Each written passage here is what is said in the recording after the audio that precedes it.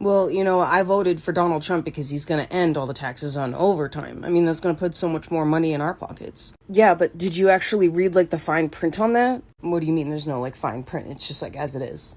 The fine print says that you have to work more hours in order to qualify for overtime. It also says that they could be raising the cap of income to actually qualify for overtime. For example, maybe they'll raise the cap to, 90 grand before you can actually qualify for overtime. That's their proposal. No? What? Yeah, it's not even guaranteed to hourly workers. They're mostly talking about salary. So you wouldn't even ever qualify for overtime if they change it for that, if you're an hourly employee. That's in their proposal. I thought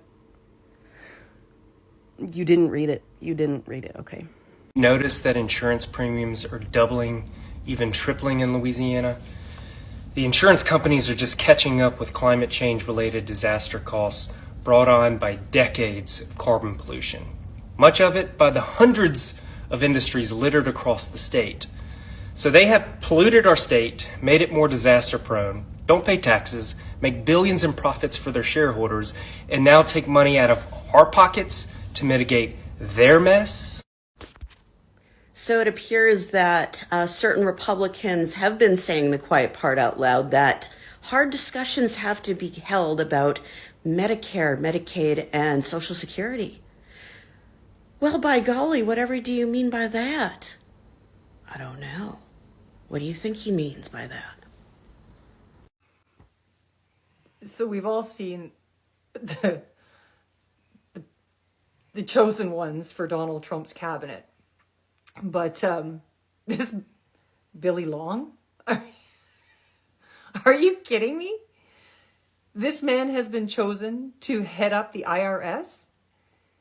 He has no accounting skills whatsoever. He's never managed a company. He was a poker player. And owned a mini golf course. Or ran it. I don't know. And this guy is going to manage an organization with 85,000 employees who deal with money on a daily basis. This is why I think Donald Trump knows that he's not going to be put in office. This guy doesn't even have a fucking college degree.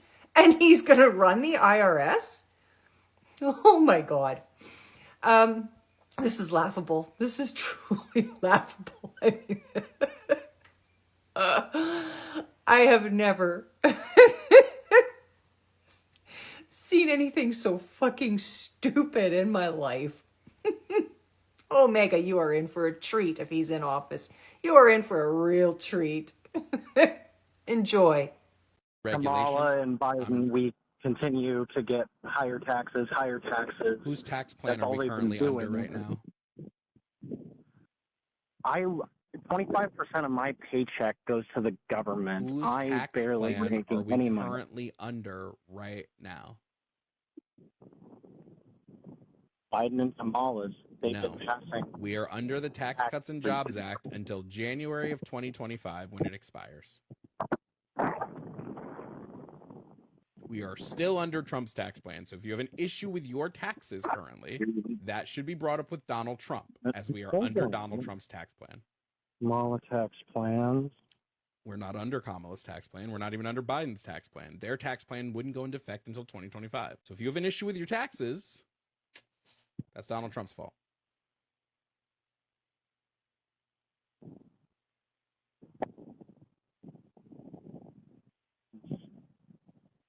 What? Yeah. I don't know if you know this. Donald Trump's tax plan was between 2018 and 2025.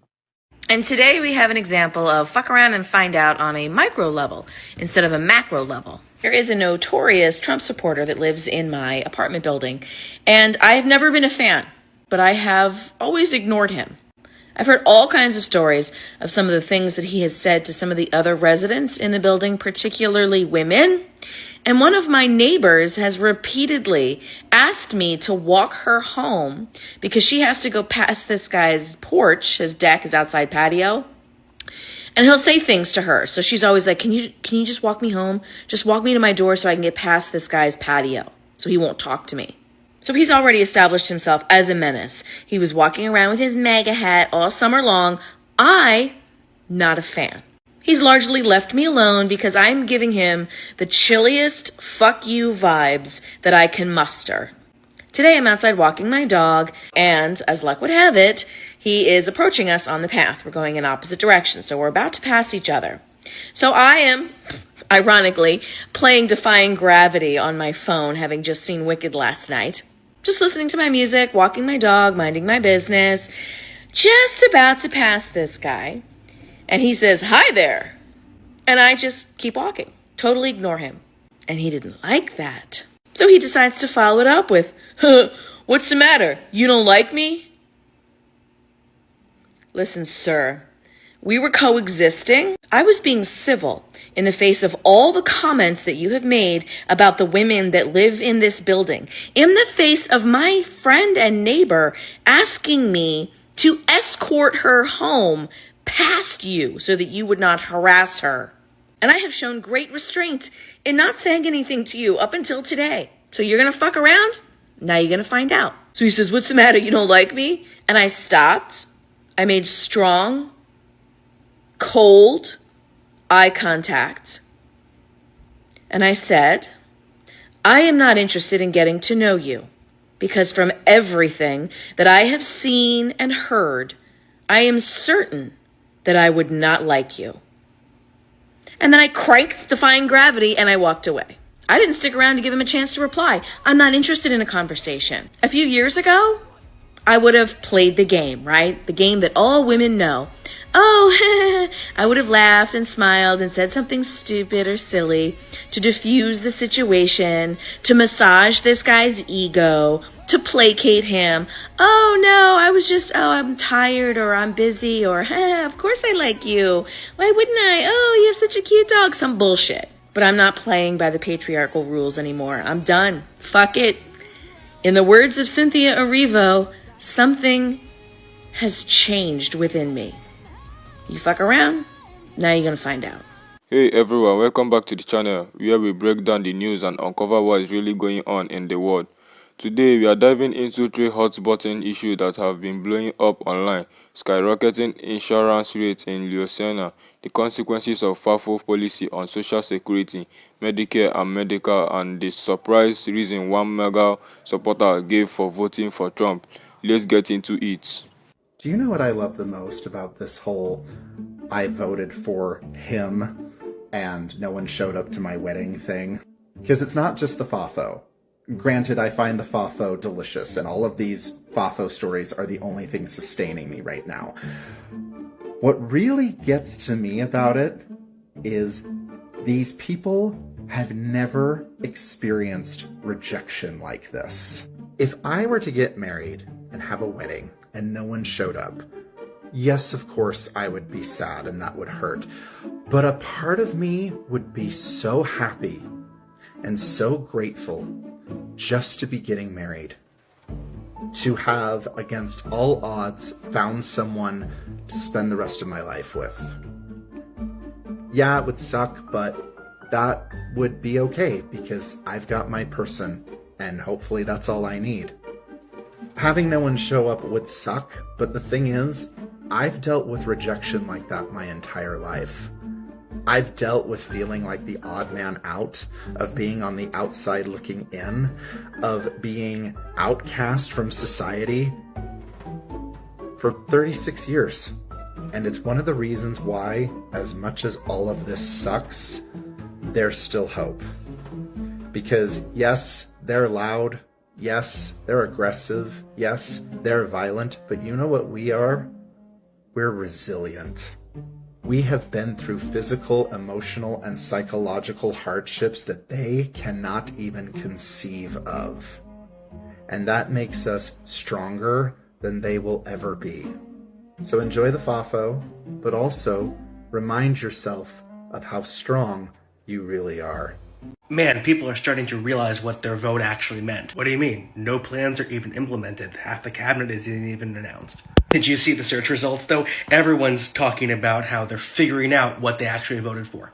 What would have changed between the day before the election and the day after the election that would have suddenly gotten them all that new information or made them realize that things were not as good as they had hoped? Well, I realize we're not playing politics with it anymore, but yeah, that I agree with, but there's no new information, right? So we either have to assume that the algorithms have put us so isolated up until that moment. If that's the case, then I'm probably in a bubble too, right? I mean, that's got to be what it is. So you think that all this information isn't actually trickling down to them at all? Some of them, you gotta hope, because they do realize we're not playing politics with this analysis anymore. But we're gonna have a lot of education and a lot of communication and a lot of empathy that we need to do.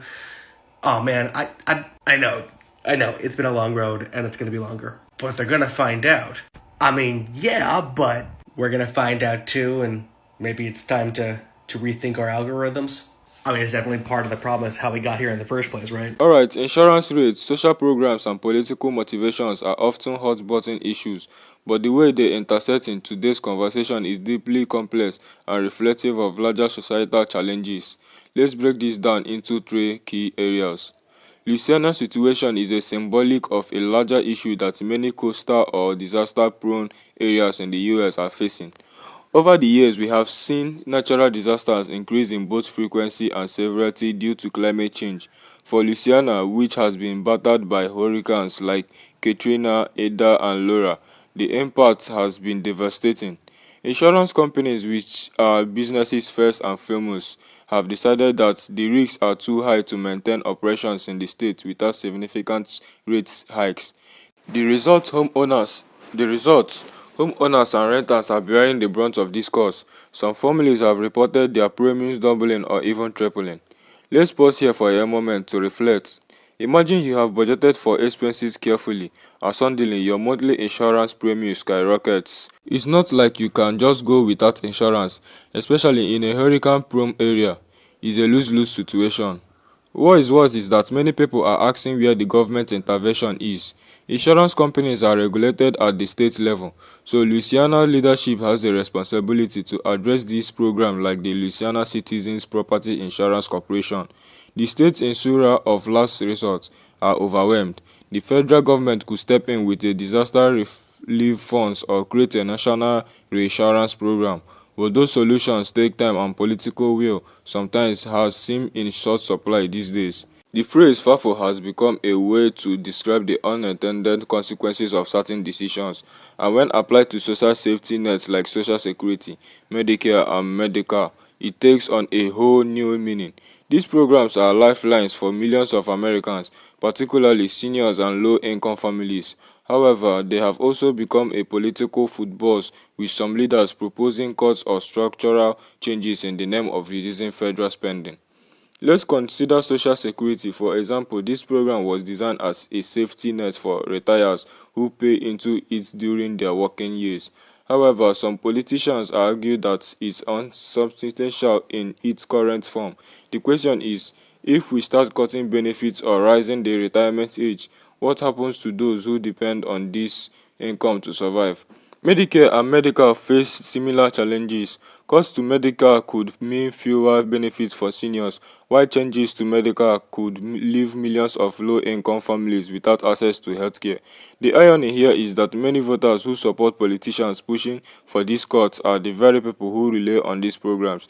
It's a classic case of FAFO. People vote for policy they think will benefit them, only to realize later the consequences are far-reaching and often detrimental. The public reaction has been a mix of outrage and resignation. Online, you will find countless stories of people sharing how these proposed changes could rule their lives. One story that stood out to me was from a retired nurse who said, "We work for this, why are we being punished?" This sentiment captures the frustration many feel when promises of support are broken. Now let's talk about the Maga supporter who went viral for her reason for voting for Trump: fight taxes. On the surface, her reason seems straightforward. She believes Trump's tax policy will lower her financial burden. But here's the thing. The Tax Cuts and Jobs Act of 2017, Trump's signature tax reform, disproportionately benefited the wealthy and corporations.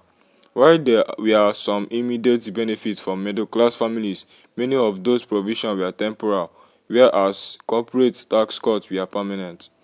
Fast forward to today, and this voter is likely feeling the pinch of rising costs, insurance, healthcare, groceries, you name it. Her comment sparked a firestorm online, with critics pointing out the disconnect between her expectation and reality. One of the most common responses was, "This is what you voted for." While that might seem harsh, it raises an important question: how well informed are voters about the policy they support? This isn't just about one person's decision, it's a broader issue about political messaging and accountability. Politicians often oversimplify their platform to appeal to voters, but when the rubber meets the road, those promises don't always align with reality. The voters' reasoning also highlights a common misunderstanding about economic policy. Cutting taxes for the wealthy doesn't always translate to benefits for the middle class. So how do these three stories connect?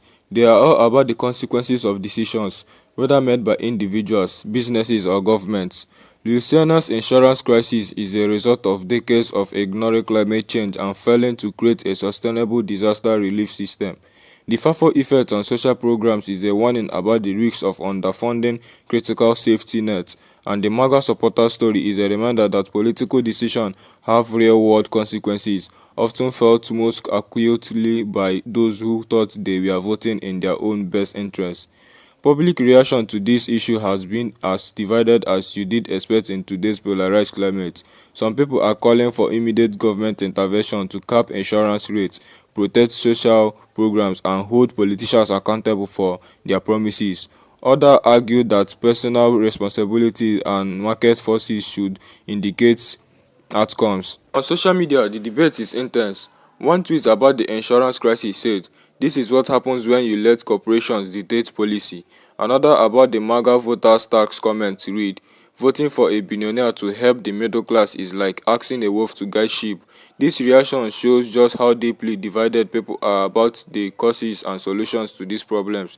In the end, these stories highlight the importance of staying informed and holding leaders accountable, whether it's demanding action on Louisiana insurance crisis, protecting social safety nets, or criticizing the economic policy of political leaders.